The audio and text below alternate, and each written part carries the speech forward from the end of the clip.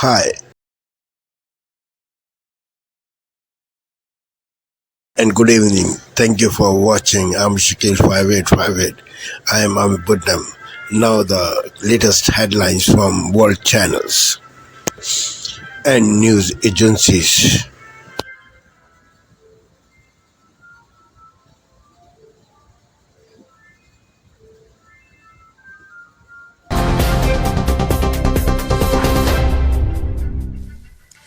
Good evening. The top stories from the GB newsroom this Christmas Day. His Majesty the King has delivered his Christmas message, emphasising the importance of community, compassion and service amid a turbulent year for both he and the Princess of Wales, who had their own health battles. In a break from tradition, King Charles delivered this year's Christmas speech from the Fitzrovia Chapel, a former hospital in central London. It's the first time in over a decade it hasn't been recorded at a royal residence, with the King choosing to praise the community response to the anger and lawlessness of this summer's riots in towns and cities around the UK, and also to these selfless doctors and nurses who provided strength, care and comfort to both him and the Princess of Wales during their cancer treatments. From a personal point of view, I offer special heartfelt thanks to the selfless doctors and nurses who this year have supported me and other members of my family through the uncertainties and anxieties of illness, and have helped provide the strength, care and comfort we have needed. I am deeply grateful too to all those who have offered us their own kind words of sympathy and encouragement. This morning, the King attended the royal family's traditional Christmas Day church service. The King and Queen Camilla walked the short distance from Sandringham House to St Mary Magdalene Church past a crowd of well-wishers. They were joined by the Prince and Princess of Wales and their children. The Princess Royal and the Duke and Duchess of Edinburgh also part of that walking party. Absent, though, was the Duke of York, who's been accused of having links to an alleged Chinese spy. The Archbishop of York emerged smiling from his Christmas Day service in the North Yorkshire city to greet well-wishers and tourists outside the Minster. The Archbishop of York, who will effectively take over as leader of the Church of England next month, has called for change in his Christmas sermon. Stephen Cotterill delivered his remarks as the Church faces criticism over failures in its handling of various abuse scandals. Archbishop of Canterbury Justin Welby resigned last month after he was criticised for not doing enough to stop a prolific abuser.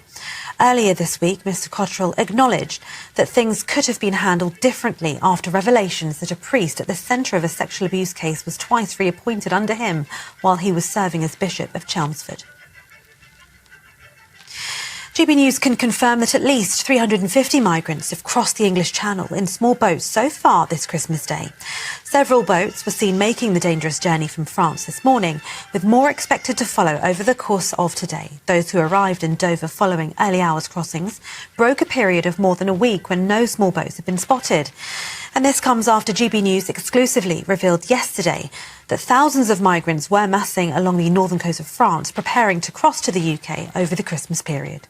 Swimmers across the nation have braved the chilly waters as they celebrated Christmas Day with a festive plunge. Many of those swimmers turned out in support of various charity causes, with others simply enjoying a festive tradition. Sea surface temperatures across the country were between 8 and 11 degrees Celsius, according to the Met Office. But plucky bathers, including many dressed as Father Christmas, snowmen and elves, woke up extra early to take the plunge in Bournemouth, if you're watching these pictures on television. The enduring Peter Pan Cup was also strongly attended in London's Hyde Park, with swimmers taking part in the world's oldest annual swimming event. And those are the latest GB News headlines for now. I'm Tatiana Sanchez. More from me in an hour. For the very latest GB News direct.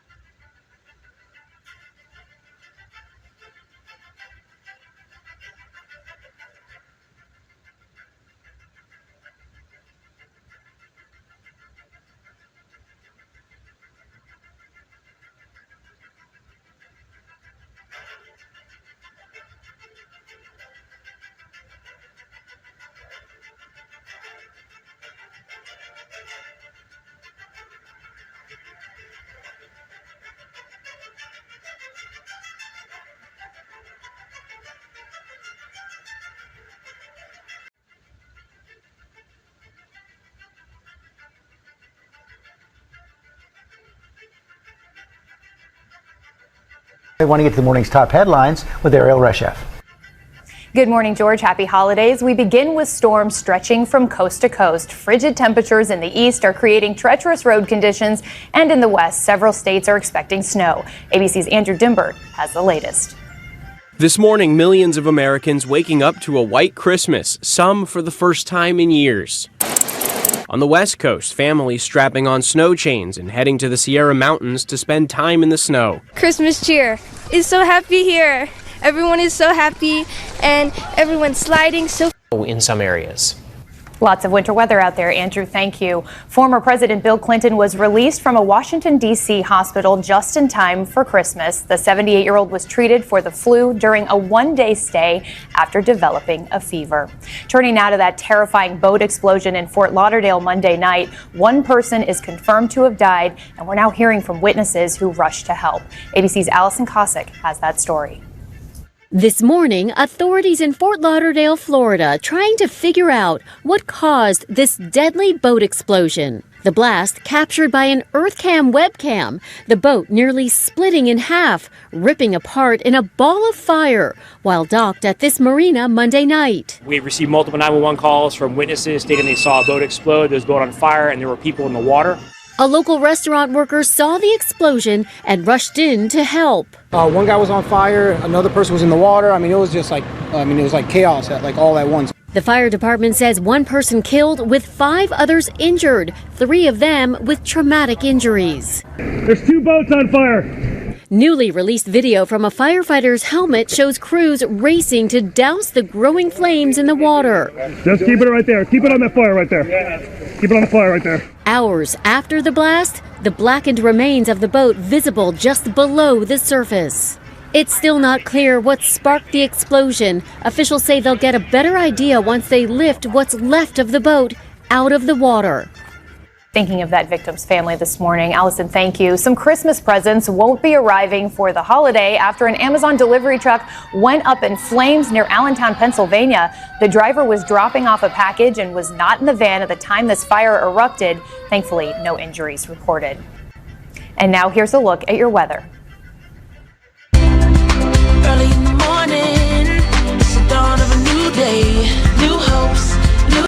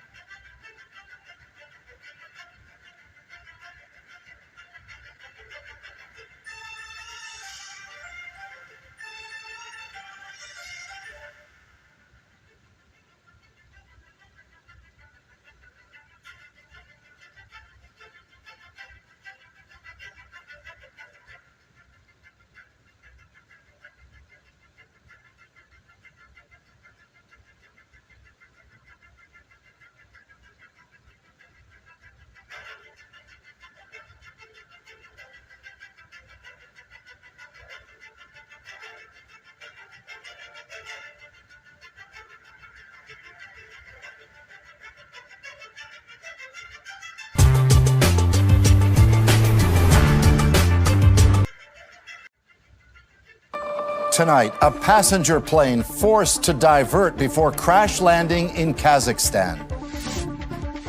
No time or effort should be spared in identifying exactly what occurred here.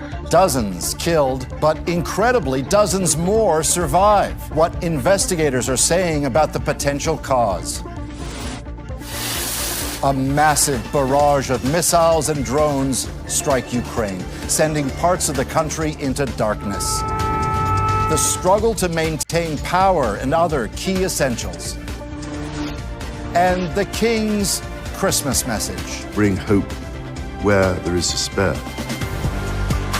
From CBC News, this is The National with Paul Hunter. Thanks for joining.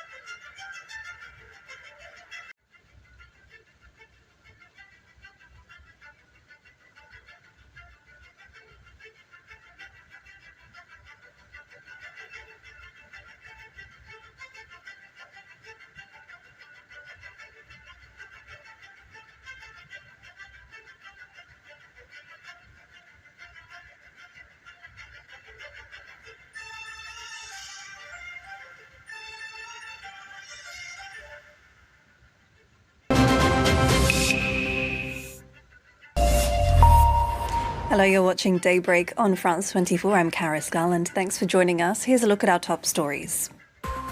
Commemorations to mark 20 years since the deadliest ever tsunami are being held across Asia this Thursday. The catastrophe killed over 220,000 people across 14 countries. Victims of the Ghouta sarin gas attack in 2013 say the ousting of Bashar al-Assad was a bittersweet moment, hoping for justice but also wishing to let go of the trauma. We'll bring you a report from our team on the ground in Syria. And Israel and Hamas have traded blame over delays in reaching a ceasefire deal. The comments pour cold water on suggestions from senior officials earlier this week that progress had been made in the talks.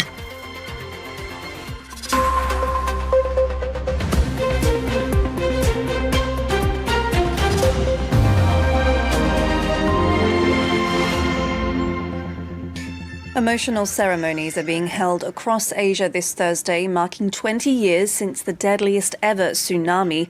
The 2004 catastrophe killed over 220,000 people across 14 countries. Made for minds.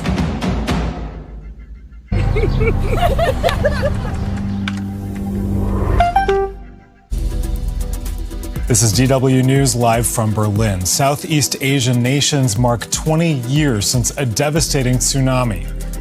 Memorials are taking place in Indonesia, Thailand, and elsewhere. In 2004, a powerful earthquake triggered the tsunami that left over 220,000 people dead.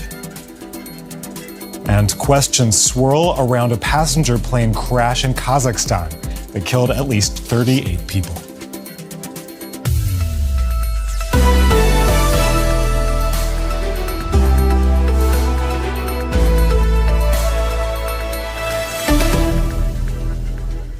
I'm David Lev. It's good to have you with us. Countries in Southeast Asia are marking 20 years since a massive tsunami swept ashore, killing more than 220,000 people.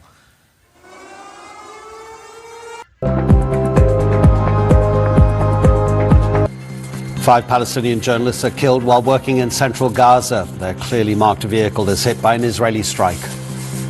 Hello, welcome to TRT World. We're live in Istanbul. I'm Adnan Nawaz, also on the programme.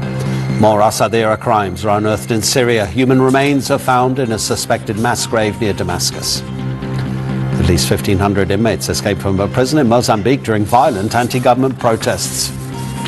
And 20 years after the Indian Ocean tsunami, people across Asia remember the tens of thousands who were swept to their death.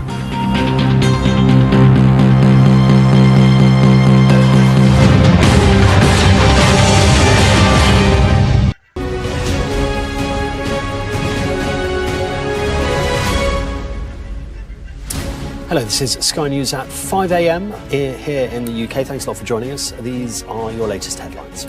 King Charles uses his Christmas message to thank medical staff who've helped him and the Princess of Wales with their cancer treatments. I offer special heartfelt thanks to the selfless doctors and nurses who this year have supported me and other members of my family. Also ahead, 38 people are killed, but 29 survive as a passenger plane crashes in Kazakhstan. Action over words. The Archbishop of York says the church must change following a number of abuse scandals. And 20 years on from the Boxing Day tsunami, a young boy found on an Indonesian beach by a Sky News team reflects on how the disaster changed his life.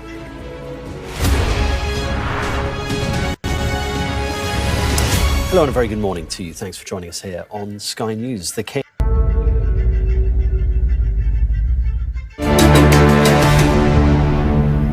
Headline news this hour. Japan Airlines hit by a cyber attack with delays affecting domestic and international flights and ticket sales suspended. Local media reported that the airline's baggage check-in system delayed more than a dozen flights at several Japanese airports. The breach affected the company's internal and external systems. It temporarily shut down a router that was causing system malfunctions. The airline has not disclosed further details about the attack, but said it is working closely with cybersecurity experts and authorities to resolve the issue. Former Taiwan presidential candidate Ko Wen-je has been charged with corruption and embezzlement of political funds. Prosecutors are seeking a sentence of more than 28 years in prison. The leader of Taiwan's third largest political party denies any wrongdoing and has accused the ruling Democratic Progressive Party of political persecution. Somber ceremonies taking place across Asia to honor the nearly 230,000 lives lost in the devastating Indian Ocean tsunami 2 decades ago, one of the deadliest natural disasters in history. And that's the latest from the CNA Newsroom.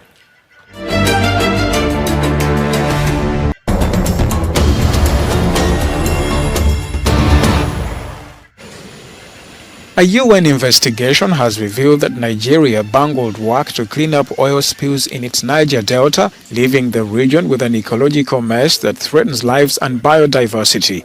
Since the 1950s, the Niger Delta has suffered thousands of crude oil spills into its mangroves and farmland. In response, oil companies set up a $1 billion fund to pay for cleanup work. Nigeria. The Archbishop of Kinshasa's Christmas message is likely to cause further tension between the Catholic Church and the state in the Democratic Republic of Congo. Preaching during Christmas Eve Mass, Cardinal Fridolin Ambongo accused the authorities of failing to bring about peace and to end the misery of the population. Ambongo said that the country was living through hellish conditions, citing war in the east and widespread poverty. It is not the first time Ambongo is issuing a stinging criticism of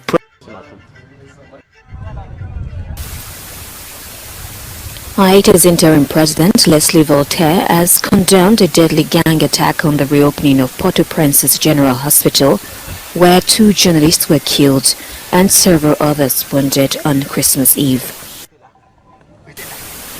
The online media collective identified the deceased journalists as Mackenzie Nathu and Jimmy Jean.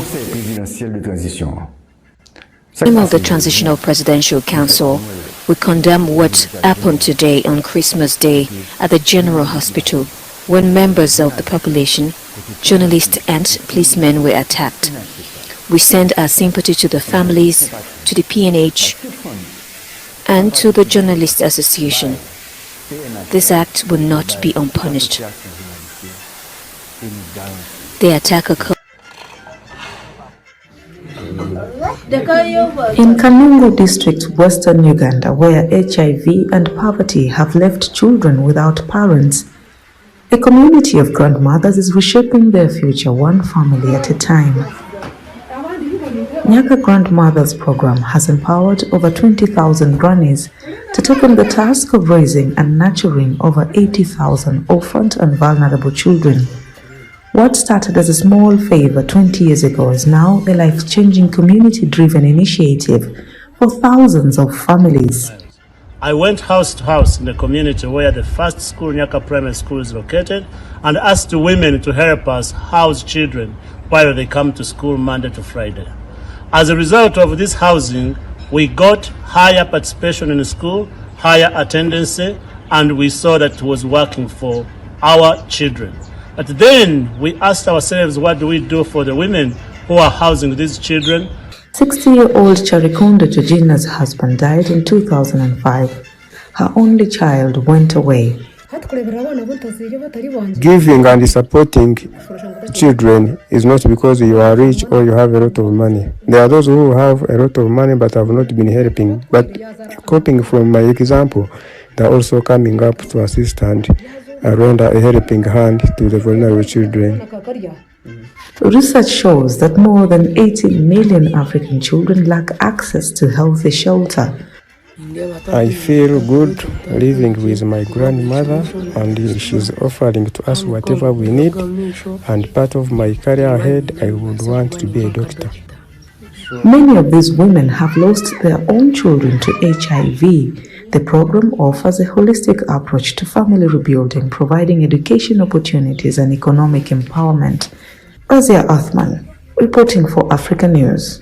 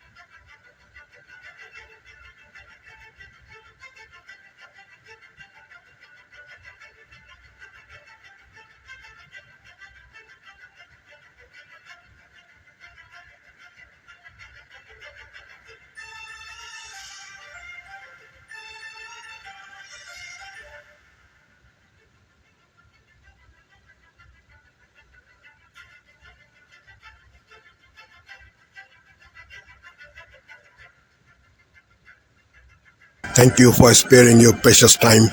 This is Amir Shakil. Have a good life. Bye-bye.